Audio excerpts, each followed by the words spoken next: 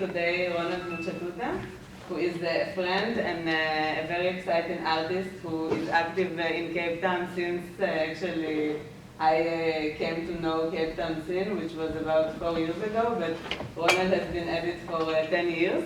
And in fact, these days, on Thursday, he opened his solo exhibition at the AVA Gallery, which is the Association of Visual Artists in Cape Town. And the exhibition called Great Exodus, and it is marking his 10th year anniversary in Cape Town as an independent artist. So I think it's an exciting opportunity for us in a space like an academic school of art to actually get to know an independent artist who is practicing outside of your gallery institutions or of your academic institutions. And please feel free to ask questions, and let's have it more like an engaged kind of conversation that I hope will contribute to your understanding of how, as art students, you are to navigate this art world that you will step out into. So thank you, Ronald, for being here. So maybe let's start with something small. You told me once that your first experience with Stellenbosch was art-related, not art-related, so maybe you can start with that short story. It was 10 years ago. It was 10 years ago. So I used to work in Church Street for this gallery called Mustache Gallery. So it was kind of like a hustler type of gallery because Church Street is the most busiest street in Stellenbosch. So it was right before, so Smack Gallery, where Smack Gallery is, it was much more further up the road. So it was a small gallery, and this guy used to have a lot of artworks in the space. And one day I used to sell curious stuff to him, and so this guy, it was on a Sunday, and this guy, I presented so I used to paint. So it's a long story, but I'll try and give you a sort of like where this whole thing came from. So when I came to South Africa, I had 100 tiles in my bag, and these were tiles that had certain patterns and design that I painted. That you brought from Zimbabwe? Yeah, so these tiles were tiles that when I was coming here, I was trying to sort of like figure out how I was going to survive while I find my feet as an artist. So basically I had to take these tiles to Simonstown, Stellenbosch, and Hot Bay, into these curio shops. So I'd always sort of like sell them every month. And when they ran out of them, I'd always bring them. So I kept on supplying them. So this shop in Church Street, this gallery, was kind of like one of those spaces that I'd bring those tiles to. So the gallery owner was an artist as well, but on that Sunday, he wanted to see a rugby game. So he left me with this. So he's like, do you want to make work? Do you want to paint? And I was like, I don't mind. So he gives me a black, white canvas. And he's like, okay, you can work on this canvas while I go and watch this rugby match. So he thought I was going to do some crappy stuff, and then he'll work over it. So I started working from memory. So I started painting on the canvas. And eventually, when he came back after the rugby match, he was shocked to see how much progress I made. So we had an arrangement where I had to come for the following 2 weeks to finish the painting off. And that's where they were busy renovating that church in Church Street. So then I finished that painting, and then eventually sold the painting, and I started. Then we had another arrangement where I started working in that gallery for, I think, 4 to 5 months, 2007. Every day? Yeah, every day. And where did you live at the time? I was staying in Philippi, Lower Philippi, in a place called Marcus Garvey. And then I left Philippi and I started staying in Pinelands. So all this time you were commuting to Stellenbosch Yeah, by train and Yeah. back. And why Stellenbosch? Stellenbosch was like my first point of interaction in terms of fine art.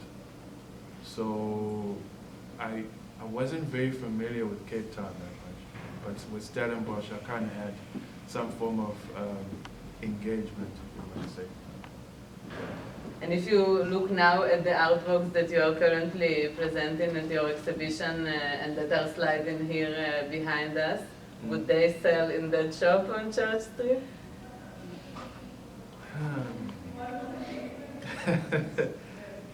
I don't know.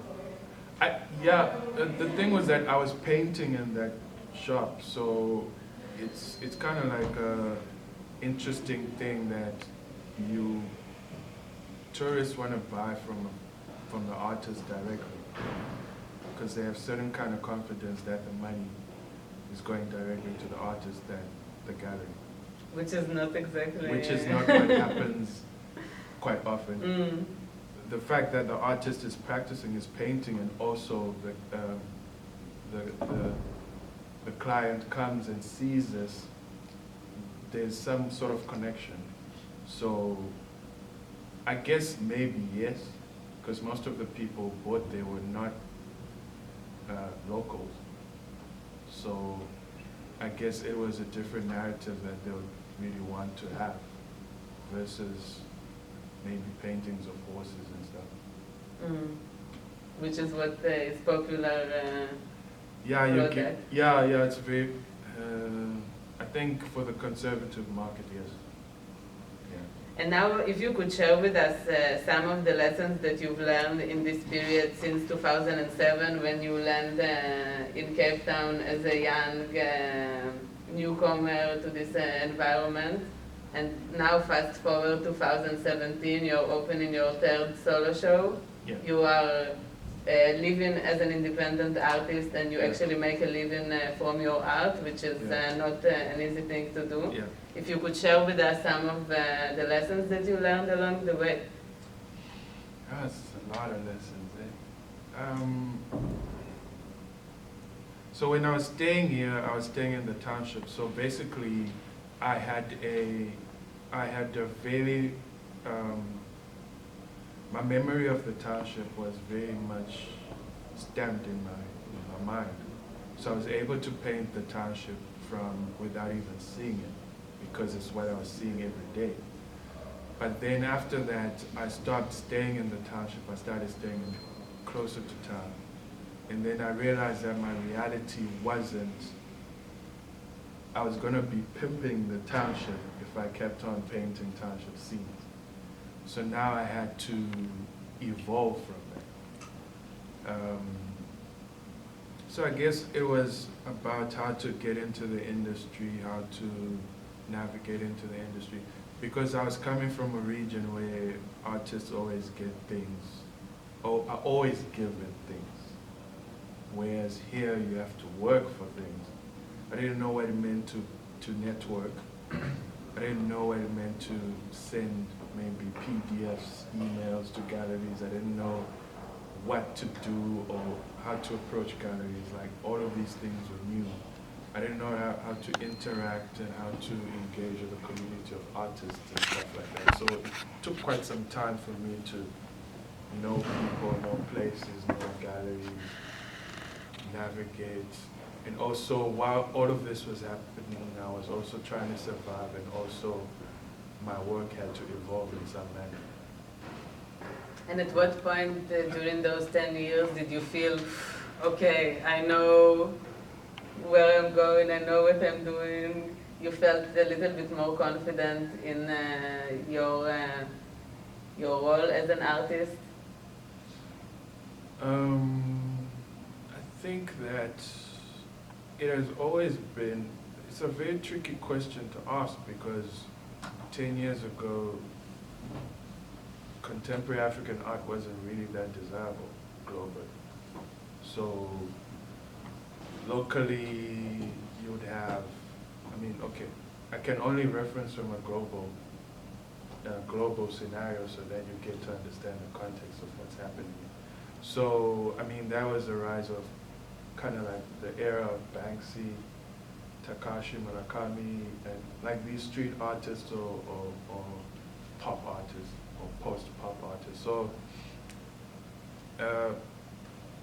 galleries weren't really positioning themselves as contemporary art spaces as they are now. So therefore, maybe the medium or the aesthetic of your work really has to be much more fascinating than just creating a narrative of the typical African. Which is?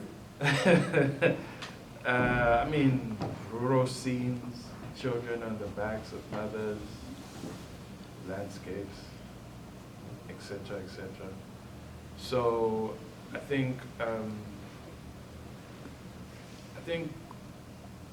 you have to evolve with the times, or also try to figure out how to make your work more interesting. So I think within that 10-year period, there's so many things happening around, and there were so many things that are happening on the global scene that also influence the things here.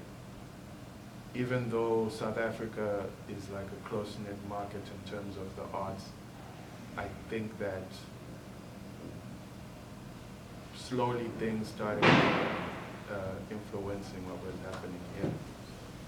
Yeah. And in a recent interview that you did with the BBC, Yeah. you said that you feel that today African contemporary art is booming.